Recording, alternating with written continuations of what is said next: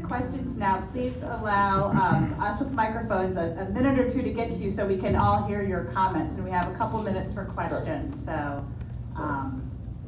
So go ahead. Anybody? There's a question in the back here. One here.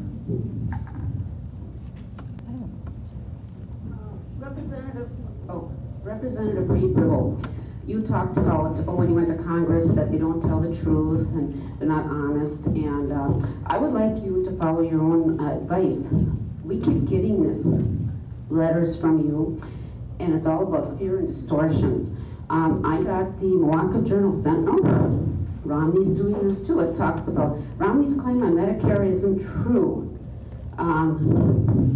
He said repealing the federal health care law would save money. Comment was twice ruled false. It will not. I got more. I got this here. You keep talking about Ryan's budget, how great that is and how it's going to save us our Medicare. Let's see. He claims that this budget does not cut Medicare. And that it spends more on Medicare each year than the previous year. That's false. Ryan's own projections call for slashing Medicare below this year's spending level for years to come.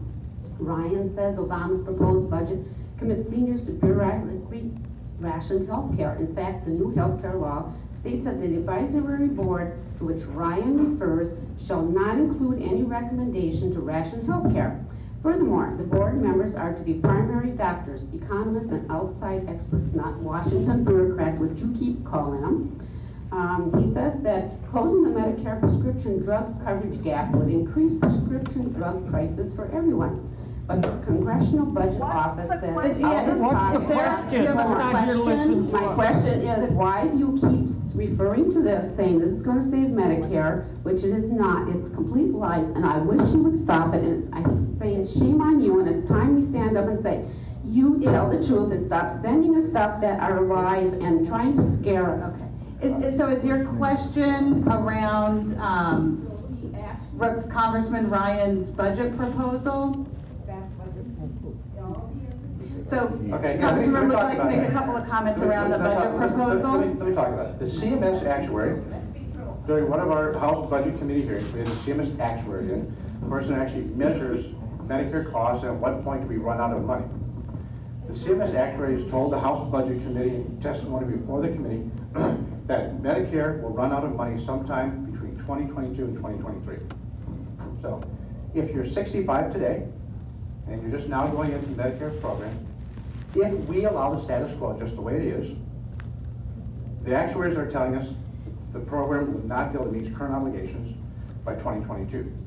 So every single year that we wait to do some type of reform, whether we agree with the reform that House Republicans have offered up, or whether we disagree, and it's okay to disagree. But then let's have that conversation, try to figure out what the best reform would be so that we can meet those obligations. But we know that if we leave it the way it is, including the current law, which includes the Affordable Health Care Act, if we leave it the way it is, it goes bankrupt in 2022. That's not a scare tactic, that's just the way it is.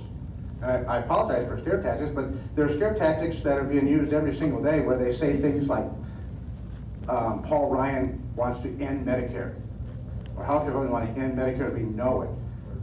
You know, and things like that. And this is why we have to get beyond the political and actually talk about what potential solutions there are. And we have to do it quickly, because the longer we wait, the more gap you're going to have to make up. And I realize that some people don't like the House Republican plan. I get that, completely understand it. I'm anxious to hear what other choices are out there. I'm anxious to hear what the president might offer up, but in his budget he didn't offer any reforms up. And I realize that we can't just leave it the way it is. We just can't. And unless we want it to go away before even all of you in this room pass away. We have to do something soon. We have to begin to have this dialogue. And so, there's a couple questions over here. I'll go here and then we'll move over there. All right. What I wanted to mention was it always says with fixing Medicare, we either have to pay more in or reduce benefits.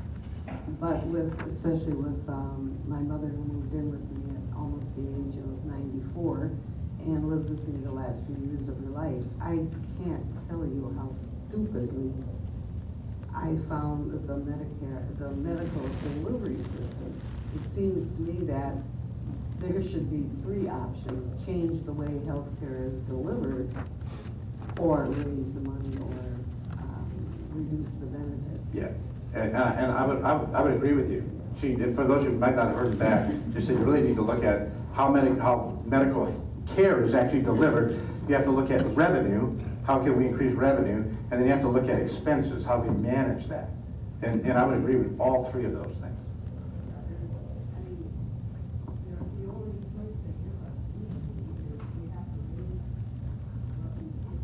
Right.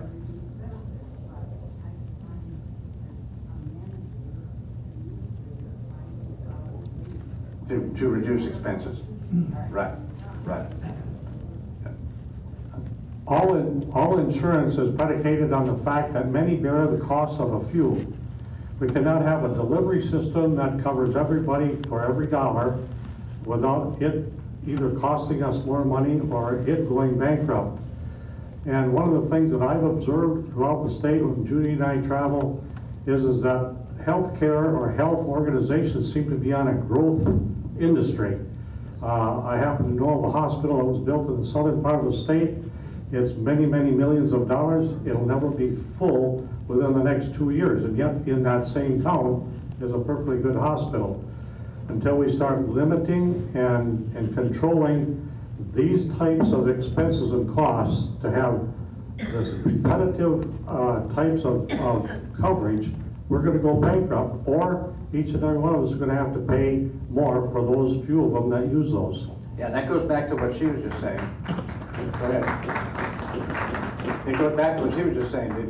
The delivery itself, the delivery mechanism itself needs to be challenged. The very premise of it needs to be challenged. And I can tell you that healthcare is going to continue to be a growing piece of our nation's economy simply because our demographics are aging and we use more healthcare as we age more.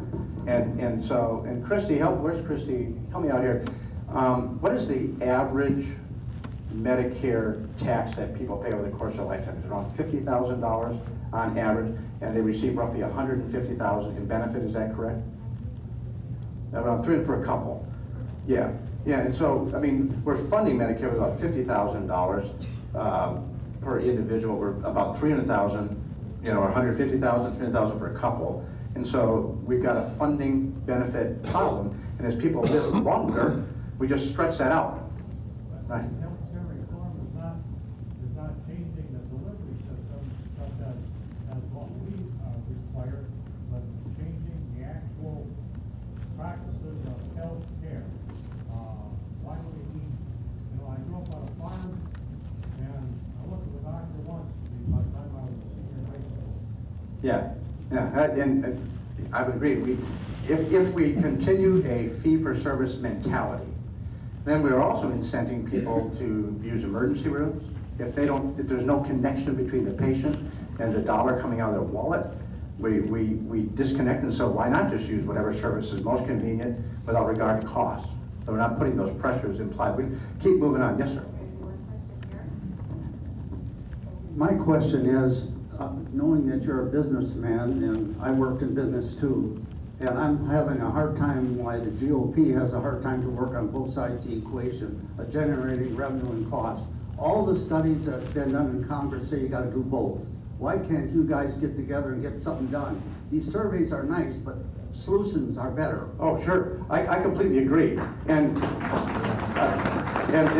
I have bucked the tide as one of the handful of Republicans that have said we need to address on the revenue side as well. I believe, and as a business guy, you'll understand this.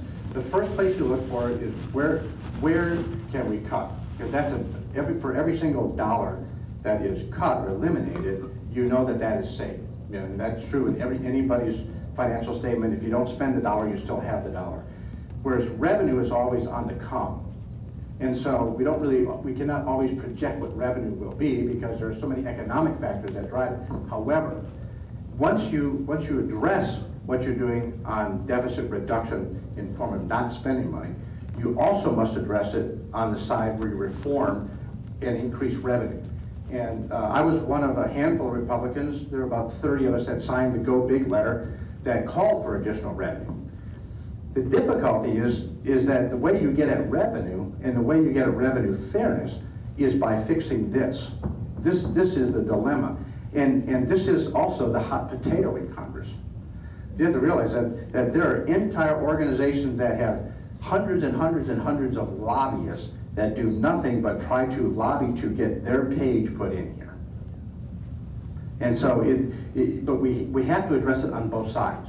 We have to address it on both sides. However, if we do look at it historically, if we look at spending, spending has outstripped revenue by a much wider gap. And so, do I believe that revenue needs to happen? Yes. And do all Republicans believe that? No. So you're correct in your analysis. One more question back here.